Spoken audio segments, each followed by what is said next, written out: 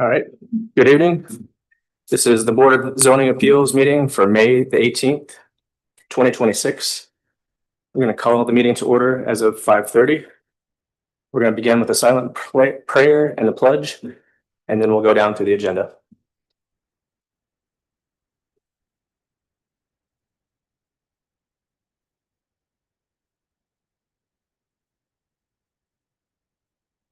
Pledge allegiance to the flag of the United States of America and to the republic for which it stands, one nation, under God, indivisible, with liberty and justice for all.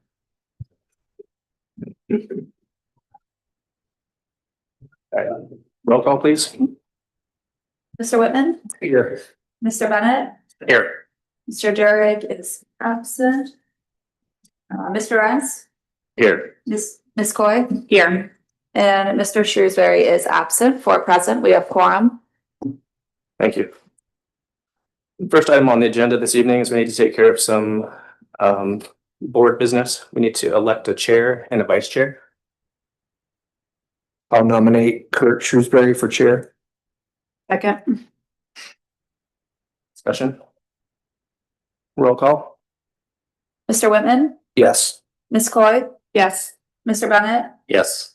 Mr. Renz. Yes. 4 yeas, motion approved. I'll nominate Mr. Rentz for vice chair. Second. Roll call. Mr. Whitman, Yes. Mr. Bennett, Yes. Mr. Renz, Yes. Ms. Coy. Yes. 4 yeas, motion approved. Next item on the agenda this evening is public hearings. We have a. Is there a number on this? Variance request for length of cul-de-sac, Trees Homes for Walnut Ridge. We can do the swearing in as well. Yeah, we should do that. I'll take it from Jim. Thank you, Mr. Chair, Mr. Vice Chairperson, for doing this meeting tonight. My name is Vic Whitney. I'm legal counsel of the Board of Zoning Appeals. As our acting chairperson said tonight, we're now at a public hearing on a variance request for a length of cul-de-sac from Trees Homes and Walnut Ridge. Property location is 1036 South Old 3C Highway, Sunbury, Ohio, 43074. We have a court reporter who is virtually here with us tonight. She is taking down everything that's being said. This is a public hearing. There is a record that's being made of the proceedings. In a moment, I'll turn back over to the chairperson. We'll begin conducting this public hearing when he directs you, applicant, and anyone else here that may wish to speak on this application tonight.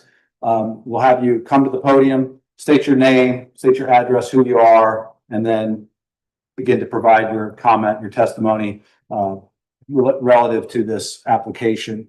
It is a public hearing. Like I said, there's a court reporter taking everything down. So the board may or may not have questions for you during the hearing. If they do, let them ask their question before you respond to it. She can only take down one person speaking at a time, and I'm assuming it's probably even a little more difficult being remote. So try to make sure that we only speak one at a time. We will swear you in a moment as well. I'll stand up and I'll go ahead and give it tonight since you're remote, if that's probably easier. Okay. We'll have you stand up and raise your right hand. Anyone that may be giving any testimony here tonight, if you get sworn in and you decide not to give testimony, that's fine. You can't give testimony unless you do. So also when you approach the podium and provide your name and your address, please acknowledge that you've been sworn in. That way the record's clear that that's the case.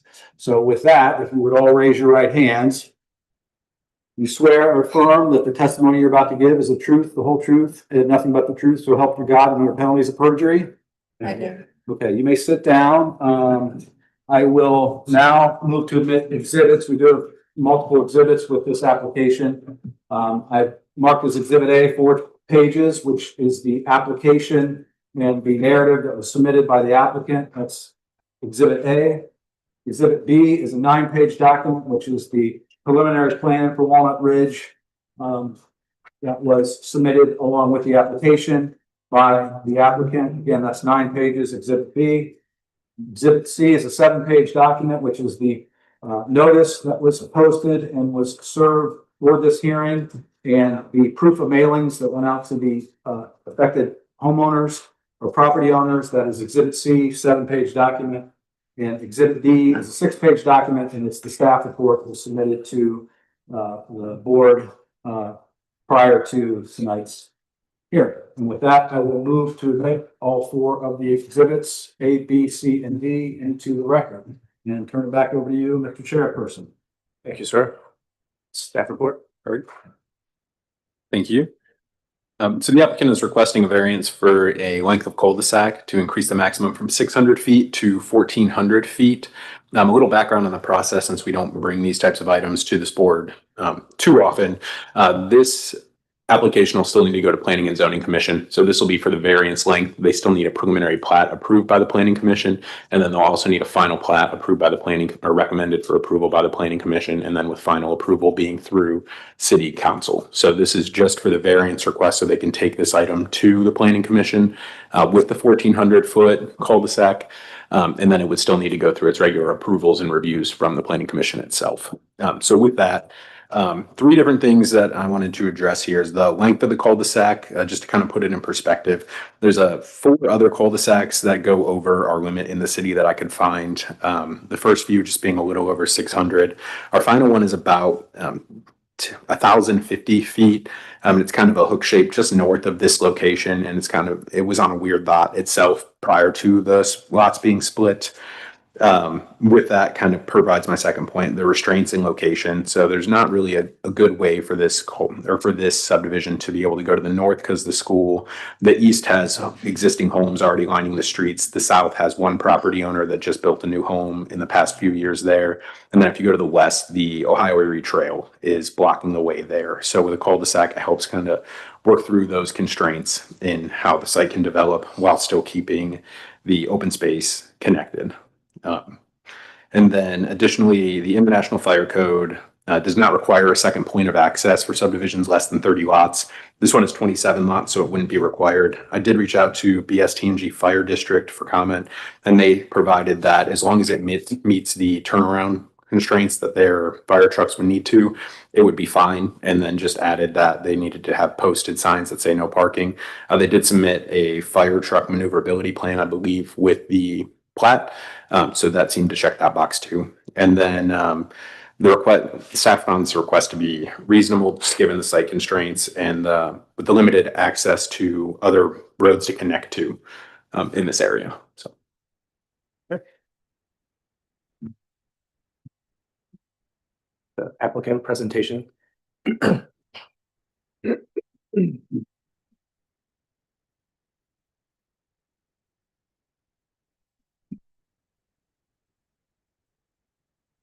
You hear me? Is Mason Ward. I'm with Drees Homes, 211 Grandview Drive, Fort Mitchell, Kentucky, 41017. As far as our presentation goes, Alex kind of nailed it on the head there. We have had a few changes since we were last year with the Planning Commission. We did add a sidewalk that takes us all the way to the main road. With that being said, outside of that, we are just looking for a variance request to allow for over a cul-de-sac longer than 600 feet. We have 27 homes. They're all 80 feet wide. We do a production home that is semi-custom, so we will be looking $600,000 to $800,000 in this subdivision. But with that being said, I would open it up for questions and comments.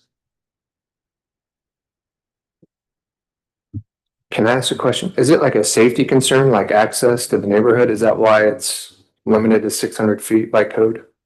600. I believe that is the intention with the limit of cul-de-sacs, and then keeping the limitation so there's no, it doesn't clog up the road, and safety is what I was able to research based on our code. I don't know if Sean, you have any other input into cul-de-sac length? Yeah, I think your question is, why do we have a limitation on the 600? And why does it apply for a variance with this particular piece? So making some notes real quick, I think having the 600 feet is a good placeholder. It's probably more applicable to traditional subdivisions that have multiple roads. You always want to allow for connectability between roadway systems. Cul-de-sacs are generally harder for snow plowing, so they're not encouraged. And again, to get back to the connectivity piece, you have a subdivision that has multiple roadway systems that have those interconnect is the preferred method. This particular piece of property limited in its ability to connect to existing roadways. So that would be a consideration that the board would want to look at. The shape of the lot also presents some challenges. If you were to introduce another exit, ingress, egress point, having an additional ingress, egress point could potentially have some problems where they are less than 50 feet apart from the existing one. And I believe there's another one, a school entrance in close proximity. So stacking 3 entrances would be problematic from a design standpoint. So those are things you would want to consider in evaluating this particular project. But that's probably why the 600 feet is in there, traditional neighborhoods being the main factor.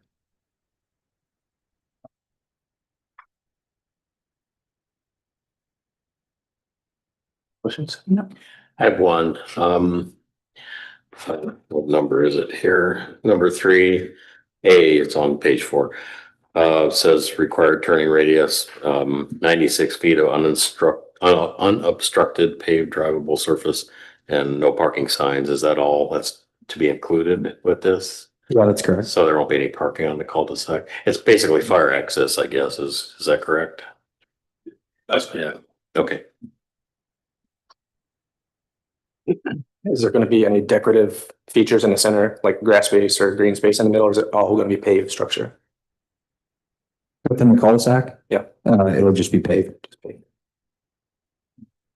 I actually do have one more. Have there been any objections from any of the adjacent property owners at all? Or is that a part of a different hearing? I was reached out to, that would be a part of the other hearings as well. I was reached out to by the school, but they would have received the notice for this meeting and they didn't have any, they So didn't no bring objections. anything forward at this Okay. point, no. Thank you.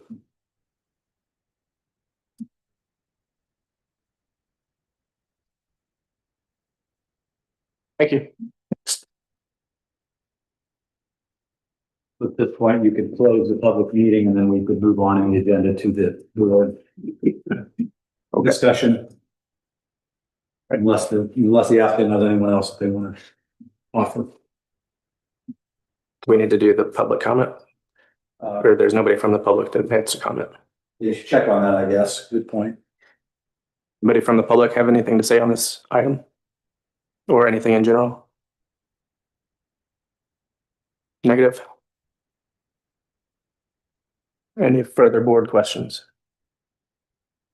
Just to reiterate, we're not making the final decision here. We're just allowing it to go to the next step. Yep, so this would close the public hearing and then it'll be board discussion on the next agenda item. So you guys still get to discuss more. But you're just deciding whether you're approving the variance, specific, whether the cul-de-sac is allowable over the 600 feet. And then planning and zoning commission has a whole different issues for them to consider.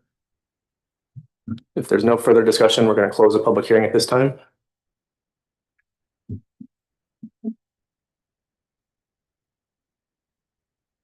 And now it's board discussion on this item.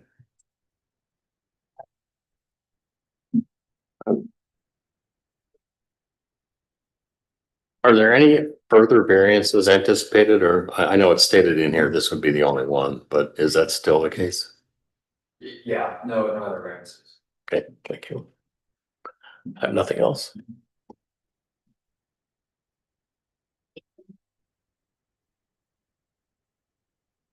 As long as they stand at that 30 lots, then we wouldn't have an access issue, so.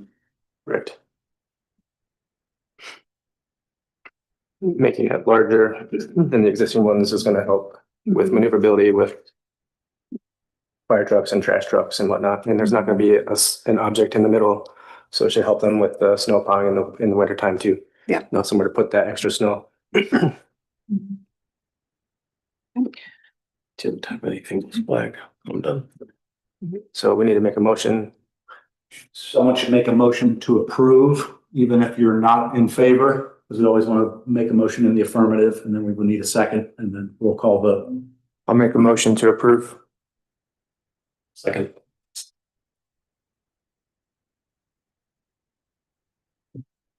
Mr. Whitman, Yes. Mr. Bennett, Yes. Mr. Renz, Yes. Ms. Coy. Yes. 4 yeas, motion approved. Congratulations, gentlemen.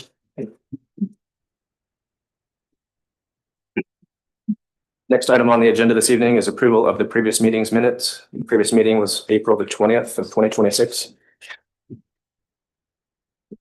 I have two typos I would like to point out because Mr. Martin taught me that I should do that. On the first page, second paragraph below roll call, remove the word city from in front of Sean's name. And further down on that page, below the variance request, Mr. Nalise Blankenship, there's a request that it should be the. Second sentence of the second paragraph below variance request. Perfect. Thank you. I can adjust those changes. Then you guys can, if you want, you can make a motion to approve with those adjusted changes too. Just state that in with your motion to approve with the two adjusted changes made by Mr. Bennett. Motion to approve with the adjusted changes. I second. Mr. Bennett, Yes. Ms. Coy, Yes. Mr. Renz, Yes. Mr. Whitman. Yes. 4 yeas, motion approved. Item on the agenda this evening is discussion and new business. No new business? That makes that easy. Next meeting date is scheduled for June the 16th, 2026. At this point in time, I haven't had any applicants for that. I don't know if the variance request that was taken off of this agenda will be at that meeting or not, but you guys will be informed if they do apply. I won't be here for that meeting. You said you won't I be. will not be here. Got it. I'm sorry, Alex, I missed. When is the next one? Scheduled for June 16th. Thank you.